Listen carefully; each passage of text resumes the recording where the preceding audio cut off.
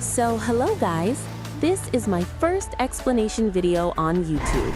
I know I am late to explain the story of Reverend Insanity, but I just possibly explained this in simple way by AI. On a mountain peak bathed in the harsh light of a setting sun, a man stands bleeding. Hundreds of wounds cover his body, pooling blood on the gray stone beneath his feet. He is entirely surrounded. The distinguished elders and rising young stars of the world's prominent righteous sects have formed a unified front to eliminate him. They demand he hand over a forbidden artifact known as the Spring Autumn Cicada. To forge this single item, the man, Fang Yuan, slaughtered 1 million people, committing sins the righteous factions deem too numerous to count. Yet despite their overwhelming numbers and his fatal injuries, the heroes hesitate.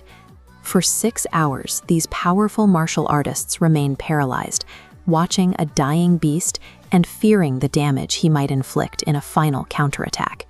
Fang Yuan remains completely calm. Looking at the sunset on the Green Mountain, he casually recites poetry about the fleeting nature of success and failure, showing no sign of regret as his life drains away. He has survived in this brutal world for 5 centuries, having originally arrived as an ordinary student from Earth. Over those 500 years, he clawed his way to the top of the martial hierarchy by discarding every trace of his humanity. As the righteous heroes finally step forward to claim their prize, Fang Yuan laughs out loud and detonates his own body in a massive explosion. This destruction is a calculated gamble. By detonating his physical form, Fang Yuan generates the massive burst of energy required to activate the Spring Autumn Cicada, the artifact he spent 5 centuries and 1 million lives to perfect. The violence vanishes. It is a quiet spring night, exactly 500 years in the past. Gentle rain falls over the peaceful Gu mountain village. At the center of the settlement, inside a brightly lit grand pavilion, the clan leaders kneel on a brown wooden floor to conduct a solemn prayer ritual. They need a savior. Rival factions are producing powerful young martial artists, and the Gu clan is falling behind. They desperately hope an A-grade magical genius emerges during tomorrow's awakening ceremony. A-grade is a classification indicating the highest level of innate magical aptitude a youth can possess. The elders have pinned their hopes on a 15-year-old boy in the village named Fang Yuan, an orphan raised by his aunt and uncle. He has shown every sign of greatness. By 3 months old, he could speak. By 5, he was composing sophisticated poetry. The clan views this early intelligence as a guaranteed indicator of immense magical potential. The clan leader calculates that if they can bring this brilliant boy into their inner circle and train him properly, the Gu clan will dominate the region for the next century. The elders are bowing their heads and burning incense, desperately hoping for the ascension of the exact same entity who will eventually slaughter millions and detonate the world around him. Across the village, the 15-year-old Fang Yuan stands alone by an open window in the dark, watching the village lights and listening to the rain. The Spring Autumn Cicada is a temporal anchor designed to reverse time. The user incinerates their physical body and magical power to fuel the jump. Only consciousness travels back, injecting a dense node of memories into their younger body, creating a new timeline. Looking down at his pale, youthful hands, he slowly clenches his fists. He feels the physical reality of his teenage body, confirming the artifact worked. He now holds a massive asymmetrical advantage. He possesses 500 years of combat experience and perfect knowledge of future events. More importantly, he retains his absolute lack of morality, perfectly concealed inside the body of a boy the entire village trusts. The elders have successfully preyed a monster into their midst. Fang Yuan begins this new life with 5 centuries of lethal experience and total tactical awareness. He now holds a perfect second chance to execute his will upon a world that hasn't yet learned to fear him. Waking up decades in the past with all your memories intact, ready to fix your mistakes, outsmart your rivals, and execute the perfect revenge.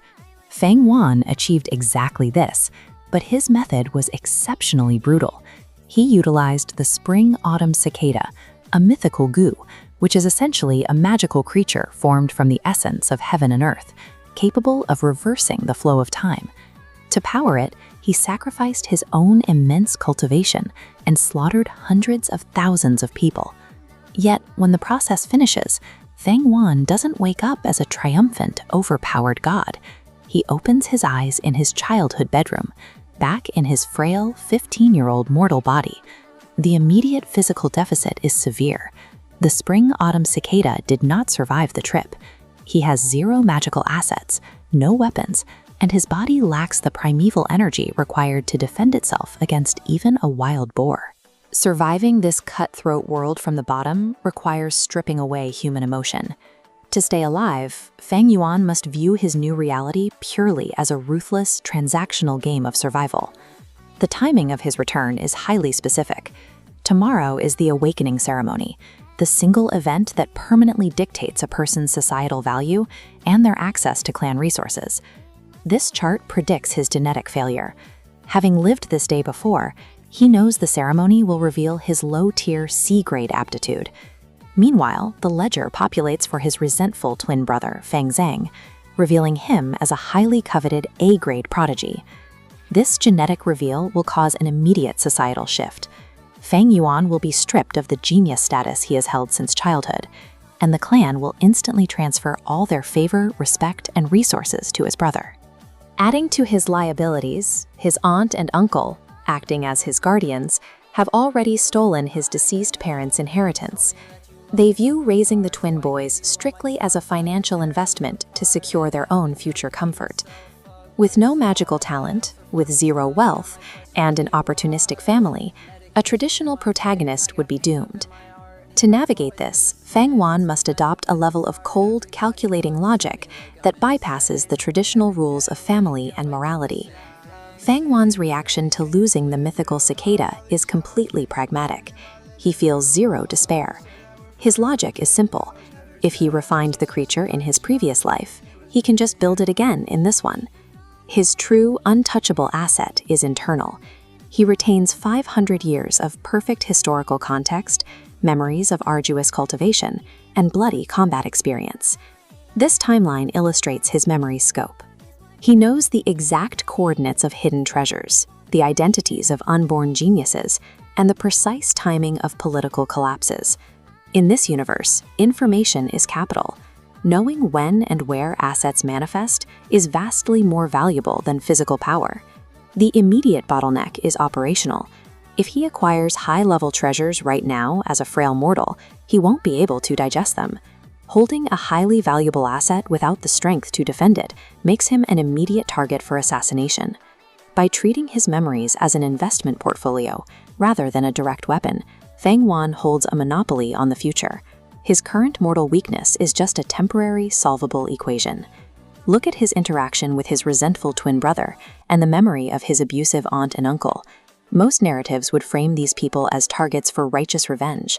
Fang Yuan abandons revenge entirely.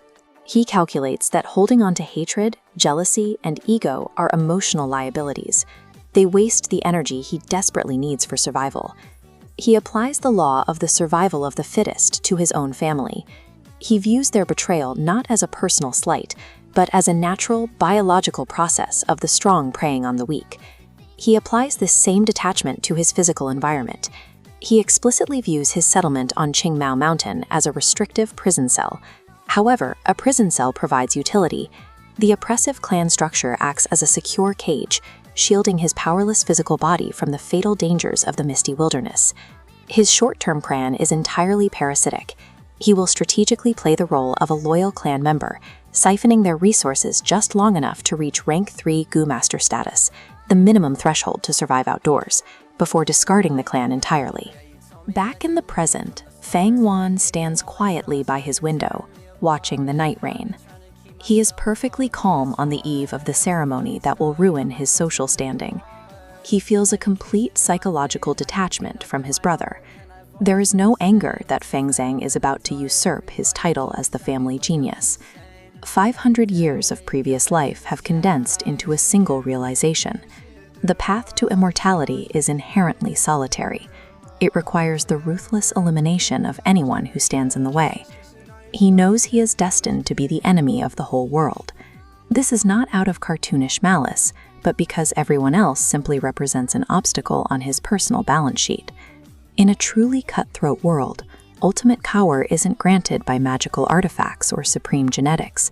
It is achieved by stripping away one's humanity in favor of uncompromising, absolute rationality.